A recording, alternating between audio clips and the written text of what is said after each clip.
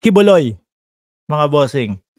Ang magiging style po niyang si Maharlika, mga kababayan, 'no, balikan niyo ako dito kapagka hindi nangyari ito.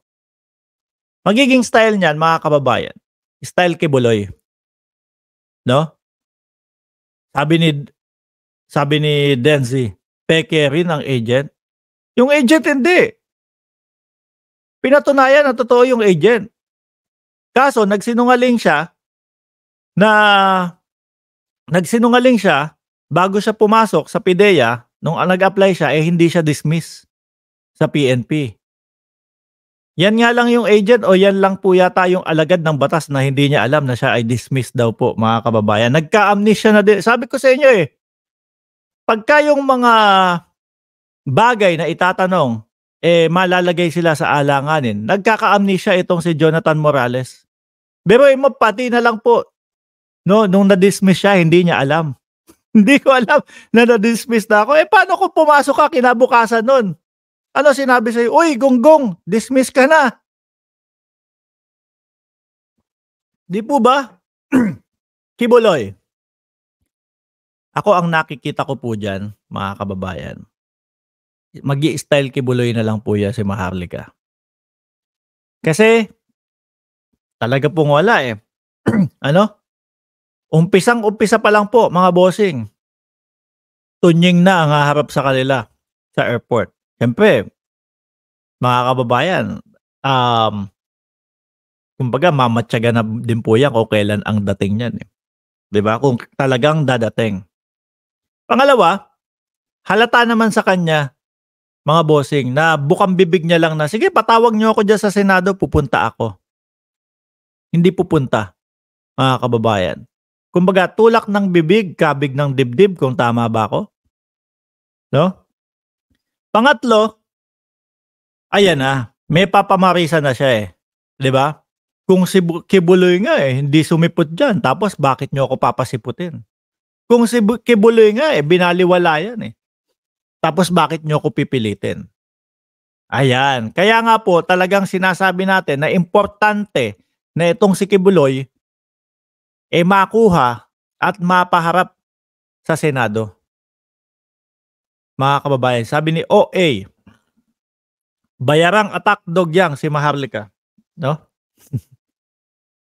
Kung si Kibuloy nga hindi niyo mapapunta, tapos ako pipilitin niyo naman din. Mga kababayan, ganun po, no? Ang gagawin niyan, mga bossing, maglilipat-lipat yan ng lugar, no? Para ang sasabihin nila, hindi, wala akong natanggap na subpoena galing sa Senado. Ayan. Yung pinadalhan nyo, hindi na ako doon nakatira. Ganyan na magiging estilo niyan, mga kababayan. Yung pinagsendan nyo nung subpoena, dati kong bahay yun. Pero ngayon, wala na ako doon. Sana lang po, mga kababayan, since ngayon, napanood naman po natin lahat yung kanyang live stream. Pagkatapos po, mga bossing, nung sa Senado, tingin ko hindi na kailangan, no? Hindi naman, pero baka kailangan pa din. Kung iisipin lang nating maigi, mga bossing, ang importanteng bagay po kaya pinapadalan sila ng mga subpoena para kumbaga para maipaalam, no, doon sa nagpadala at sa korte na natanggap na at alam nila na may reklamo sila at pinapatawag sila sa Senado. Yun naman po yung pinaka main purpose nun, mga kababayan So ngayon, dun sa huling vlog ni Maharlika pagkatapos nung hearing sa Senado, alam niya na po na pinapatawag siya sa Senado. No? Kaya sana wag nilang idahilan na wala kaming natanggap na sulat, wala kaming natanggap na ganito, ganyan. 'Di ba, mga kababayan? Kasi alam niyo na ipinapatawag kayo, alam na may reklamo sa inyo. Kailangan puntahan niyo na. Lumabas na siya mismo with matching mukha niya. Na alam niya na. 'Di po ba? Na alam niya na. O yeah, idagdag na din po natin yung drug test na 2 minutes mga bossing. May pinakita kong vlog dito nung isang beses na yung testing kit, which is yun yung nakasulat kay PBBM mga kababayan, kung anong ginamit, no? Kung anong ginamit na paraan para doon sa pagte-testing ng droga na yon sa katawan ni BBM, yung drug test. May testing kit po na wala pang 2 minuto tapos na. So ganito 'yan, PBBM o tumatakbo ang pagka-presidente. Sa tingin niyo papipilahin pa 'yan? Lalo that time talagang wala, maingay na po yung pangalan ni BBM doon, ni PBBM mga kababayan eh. Baka meron na pong schedule 'yan o ganitong oras ang pagpunta, wiwi, pagpasok wiwi. Pagpasok wiwi, and then after, okay. Pagwiwi, bigay sa laboratory, isasawsaw yung testing kit, pak. Hihintay ng ilang segundo o 1 minuto, labas ang result doon. Para din pong mga kababayan, para din pong ano yon, yung testing kit, yung pregnancy test, mga kababayan. Isasawsaw sa wiwi yung dulo, tapos lalabas kung kung negative o positive sa droga, mga kababayan. 2 minuto tapos. Nakita. Okay, anong oras ko nakita? No?